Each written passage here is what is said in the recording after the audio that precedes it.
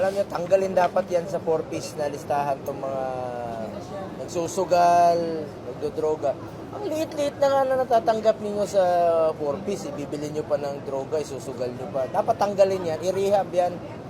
Dapat po tanggalin sa listahan ng mga 4-piece itong mga addict, ito pong mga nagsusugal, addict sa sugal, addict sa droga, tanggalin po sa 4-piece. Tapos idagdag kayo sa listahan ng mga dapat i-rehab.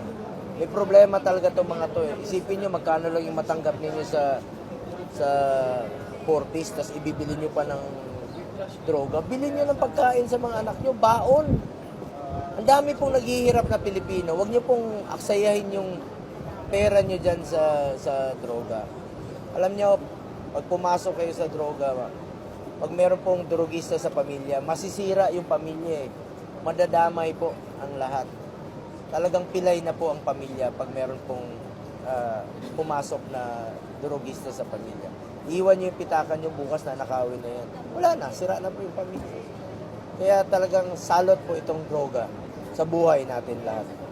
Kaya labanan natin ng droga. Kaya bilang chairman ng Committee on Sports, iniinganyo ko yung mga kabataan to get into sports, stay away from drugs. Ilayo natin ang mga kabataan sa illegal na droga. Get into sports na lang tayo, stay away from drugs, and to keep us healthy and fit.